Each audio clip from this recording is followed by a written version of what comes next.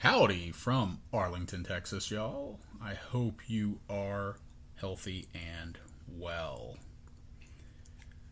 So, if you clicked in here, you saw the title, and it seems, I don't know, it seems anticlimactic, but at the same time, it seems appropriate because even though Ricky Russo is no longer with us, I mean, he's always going to be with us. He's going to live on forever.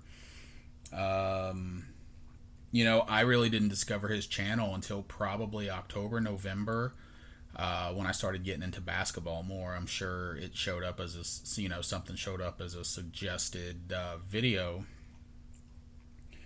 So I started watching his videos. So, I don't know him. I didn't know him personally. I live in Texas. I don't even think I've never even been to New York. And, that's not a bad thing. That's a good thing. I have no desire to go to the state of New York, other than maybe for the White Plains show. But anyway, yeah, I don't even know what I was saying, but it's just one of those things where, oh, I hadn't followed him a lot. I didn't have interaction with him, but he was that guy that definitely I felt I could identify with. Loved his videos, loved what he did. Didn't catch them all, obviously, but I caught the bulk of them. So now that we're all, whatever you want to say, quarantine, self quarantine, practicing social distancing, I've been home. I've been working from home for a week and a half now, and I've gotten more videos in, but there was definitely a lull there. I started getting some stuff up. I think around my birthday, around late January, and then I was gone for a couple weeks, and then I've been doing more now, but there was a video where he actually did a contest, and I didn't do a response for it. That's okay. I planned to do a response because I thought it was going to be a fun one to do, so y'all could see and laugh at me. He asked, and I think he was being specific. He's like, "What car did you lose your shirt on?" You went, you bought it, and it just tanked. I've done a lot of prospecting in the last 30 plus years, which is one reason I don't do it anymore, and I've usually lost my shirt. But this one was prospecting slash, it was my favorite team. So I put out a lot of money for one guy in, specifically 1999, because that was his rookie year. And then, obviously over the next couple years, putting out money. I actually planned to do a video where, you'd see me at first and then I'd show the cards. Because I was going to wear one of the two jerseys I have of this guy. But then earlier this week, I made the fatal mistake of shaving off all my facial hair. Wish I hadn't done that. So you're not going to see my face for a while, which is probably a good thing for you. I blame Filmington because I'd already been thinking about it, and then I saw he shaved his off. So I know he watches some of my videos. So damn you, Filmington. I blame you. But anyway, we'll make it without. So you want to know who it was that I lost my shirt on? Or at least he's the first one that came to mind. There's been plenty of them. But 1999, football. I'll give you 3 seconds to guess. I mean, that was a pretty strong rookie class at the time. I mean, all of them tend to be, but that one was super strong with, man, who did we have? We had Dante Culpepper. We had Ricky Williams, Akili Smith. There were just a lot of guys. One of my favorites was Amos Zaraway because he had played at WVU. But my favorite, and the one I lost my shorts on, this guy right here. Sorry for the glare, y'all. Good old Tim Couch. Wah, wah, wah. So at some point down the road, I got rid of all of it because it was basically worth nothing. And, hindsight being 2020, I wish I'd have just kept it for nostalgia's sake. But over time, I've picked up a handful of cards. I think I have more than I'm going to show you here, but I'm going to show you the 3 that I was able to quickly find without digging too deeply, since I am super unorganized.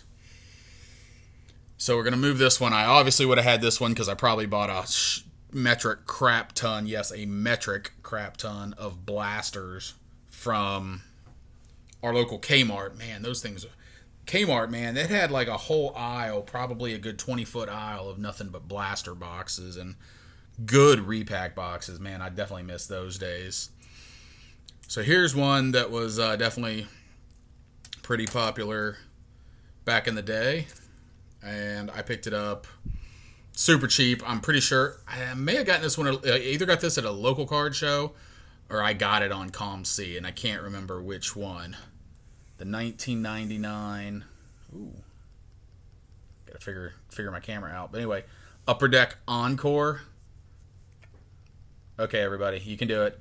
We can channel our inner Pepino man in 3, 2, 1. So shiny and so glary. Obviously, my lighting is natural lighting. It's not working right now, but that's one that, man, I can't even imagine what I paid for that thing back in the day. Those things were nice. And then this one I picked up. This is the last one I got. Picked it up. I know I had one at one point. I'm betting I probably paid in the $30, $40 range for it. Man, think about all the bad purchases we've made over time. You know, what we spent on them then versus what we could get for them now. It's crazy, man. I could easily have, with those bad purchases, I could easily have a handful of Ty Cobb T206s. It's just frustrating to think about, you know, what you've done. I mean, enjoyed them at the time, but man, in the long run, it's frustrating. But anyway, so here's the one, Mint 9. These cards I know drive some people crazy because they are, what are they? They're horizontal. They're not vertical. But 1999 Flair Showcase, Tim Couch. Ooh, there we go. I like that glare right there. Hey, that rhymed. What do you know? But yeah, so there you go, right there. That's definitely the dude that I first one, at least, that comes to mind of guys that I lost my shirt on. And there's more of them, man. If we go over to baseball, we're talking. I was big into the Mets. I was buying Paul Wilson, Jason Isringhausen, Bill Pulsifer, Ray Ordonez, Butch Husky. Those were all around the same time. The only one of those that really turned out to be much was Isringhausen had some good seasons in, I believe, Oakland and St. Louis. Nothing else is sticking out off the top of my head where I spent a lot of money, and that's probably why I say Couch, because he was on my team, so I spent a lot of money on him.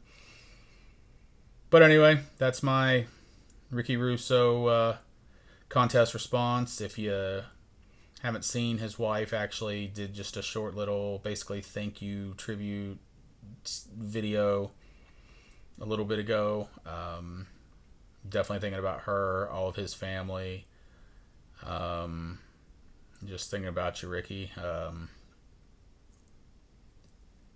You know, as she said, you know, you're not in pain, and as somebody else had said that knew you, I can't remember which channel it was, but I guess Ricky he'd kind of already known what was coming. I didn't realize it because I hadn't been around as long. I just thought, you know, he had some things he had to get taken care of. I didn't realize that, you know, he knew it was about his time, and he was prepared for it. And you know what? At the end of the day, we all should wish we could be that lucky. All right, Russo. Never met you, never knew you. Had a couple of small interactions on the YouTube machine, but love you, amigo. Gonna miss you. Hope everyone has a great Saturday. Happy collecting, y'all.